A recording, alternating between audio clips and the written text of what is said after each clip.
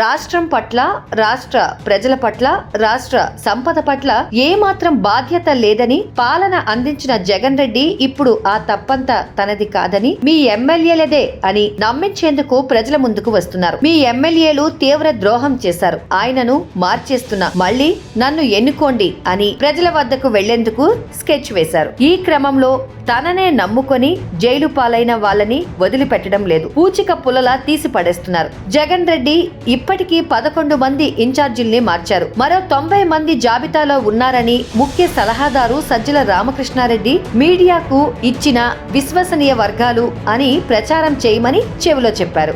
నీలి కూలి మీడియా ఇదిగో జాబితా, వీరంతా వైసీపీని నట్టేట ముంచిన వారు. వీరి వ్యవహారం వల్ల జగన్ రెడ్డికి చెడ్డ పేరు వచ్చింది. చివరికి జగన్ రెడ్డి తెలుసుకున్నారు, అందుకే అందరినీ తీసేస్తున్నారని ప్రచారం చేయడం ప్రారంభించింది. రెండో విడతగా 10 మంది మంత్రుల పేర్లను లీక్ చేశారు. ఇందులో ప్రస్తుత మంత్రులు రోజా, అంబటి రాంబాబు కూడా ఉన్నారు. వీరందరి వల్లే జగన్ రెడ్డి ఓడిపోబోతున్నారని, జరిగిన తప్పులేమైనా ఉంటే వారే చేశారని, జగన్ రెడ్డి కాదని ప్రజలను నమ్మించడానికి చేస్తున్న ప్రయత్నం ఇది. జగన్ రెడ్డి నమ్మక ద్రోహం ఎలా ఉంటుందంటే, ఆ వైసీపీ నేతలు వేరే పార్టీలోకి పోలేరు. ఎందుకంటే స్క్రిప్టులు ఇప్పించి మరీ విపక్ష నేతల్ని బండ బూతులు వారితో తిట్టించారు. ఓ వల్లభనేని వంశీ అయినా, మద్దాలి గిరి అయినా, రోజా అయినా, అంబటి రాంబాబు అయినా వారితో వైసీపీ హైకమాండ్ ఎన్నెన్ని మాటలు అనిపించిందో అందరూ చూశారు. వారికి మరో చాయిస్ లేదు, టికెట్ ఇచ్చినా ఇవ్వకపోయినా వైసీపీలో పడి ఉండాలి. ఎందుకంటే జగన్ రెడ్డి మాటలు విని రాజకీయ ప్రత్యర్థుల్ని శత్రువులుగా చేసుకున్నారు. చాలా మంది నేతలు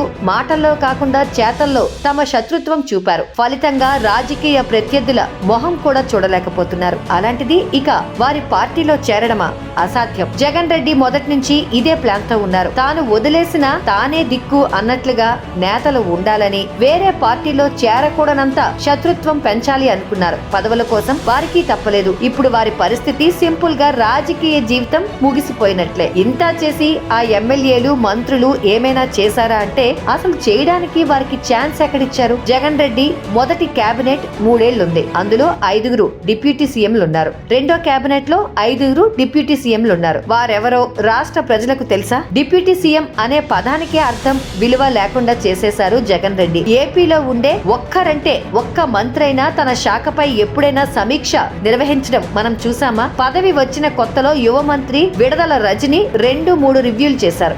రాను అది కూడా లేదు. ఒక్క మంత్రి కూడా సెక్రటేరియట్ కు రారు. అందరూ నియోజకవర్గాల్లోనే ఉంటారు. ఎవరికి తమ శాఖల్లో తీసుకునే నిర్ణయాలపై సమాచారం ఉండదు. ప్రెస్ మీట్ పెట్టు అని తాడేపల్లి ప్యాలెస్ లోనే సజ్జల డెస్క్ నుంచి ఫోన్ చేస్తే ఆ మేరకు ప్రెస్ మీట్లు పెట్టడం తప్ప మంత్రులు ఏమీ చేయలేరు. డిప్యూటీ సీఎం నారాయణ స్వామి ఎప్పుడూ ఆయన నియోజకవర్గంలోనే ఉంటారు. ఆయన పేరుకే మంత్రి, ఒక్క రోజన్నా కనీసం ప్రోటోకాల్ కూడా ఇవ్వలేదు. మరో మంత్రి రోజా వారానికోసారి తన మంత్రి పదవిని అడ్డం పెట్టుకుని 50 మందితో కలిసి శ్రీవారి దర్శనానికి వెళ్లడం తప్ప ఆమెకు చేసే పనేమీ ఉండదు. జగనన్న పుట్టినరోజు వేడుకల్లో డాన్సులు వేయడం, ఆడడం, ఆంధ్ర ప్రోగ్రాముల్లో షటిల్ ఆడటమే ఆమె విధులు నిర్వహించడం. ఇక ఏ మంత్రికి బాధ్యతలుండవు, అధికారాలు ఉండవు. మంత్రుల పరిస్థితి ఎలా ఉంటే ఇక ఎమ్మెల్యేల సంగతి చెప్పాలా? మా పరిస్థితి వాలంటీర్ల కంటే ఘోరంగా ఉందని ఎమ్మెల్యేలు జగన్ రెడ్డి ముందే వాపోయారు. కనీసం సంక్షేమ పథకాలైనా తమ చేతుల మీదుగా ఇస్తే ప్రజల్లో కాస్త విలువ ఉంటుందని మొరపెట్టుకున్నారు. కానీ జగన్ రెడ్డి ఎమ్మెల్యేల కన్నా వాలంటీర్లకే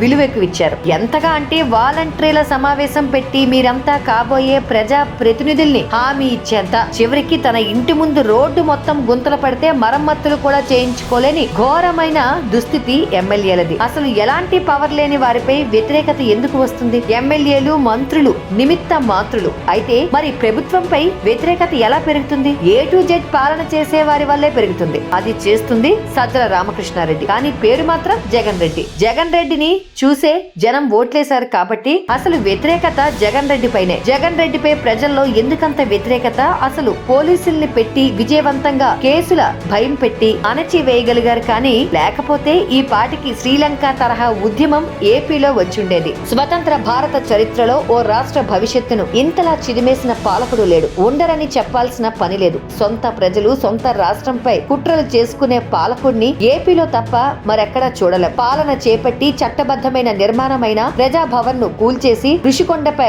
500 కోట్లతో చట్ట వ్యతిరేకమైన భవనం నిర్మించుకున్న నీతి లేని ముఖ్యమంత్రి జగన్ రెడ్డి. సొంత రాష్ట్ర రాజధానిపై కులం ముద్ర వేసి రాష్ట్ర ప్రజలకు దక్కాల్సిన దక్కాల్సిన 10 లక్షల కోట్ల సంపదను ఆవిరి చేసిన ఘోరమైన పాలకుడు. ఇసుకను అడ్డగోలుగా దోపిడీ చేసి లక్షల మంది ఉపాధిని, వ్యాపారాల్ని దెబ్బకొట్టిన దుర్మార్గ పాలకుడు. మద్యం రేట్లను 400-500% పెంచి మద్యం అలవాటు ఉన్న పేద ప్రజల రక్తాన్ని పీల్చిన పాలకుడు. అంతేనా, రాష్ట్రంలో ఫలానా వర్గం ఆయన వల్ల ప్రశాంతంగా బతికిందని చెప్పగలరా? రేషన్ బియ్యం తీసుకోవడానికి కూడా ఇప్పుడు తంటాలు పడాల్సిందే. అత్యధిక రేషన్ బియ్యం సరఫరాదారులు కేజీకి 10 పేదలకిచ్చి మిగతా బియ్యం స్మగ్లింగ్ చేస్తున్నారు. దీని వెనుక ఉన్న పెద్దలెవరో తెలియదు. చివరికి ఫ్లెక్సీలు వేసుకుని బతికే వారిని వదిలిపెట్టలేదు. ఏదో కోర్టు దయ చూపింది కాబట్టి బతికిపోయారు. ఇలా స్కూళ్లు, కాలేజీలు, చిరు వ్యాపారులు, సినిమా హాళ్లు, హోటళ్లు దేన్ని వదిలిపెట్టలేదు. మొత్తానికి నాకించేశారు. దేశంలో అత్యంత నిరుద్యోగిత ఉన్న రాష్ట్రం ఏపీనే అంటే పరిస్థితి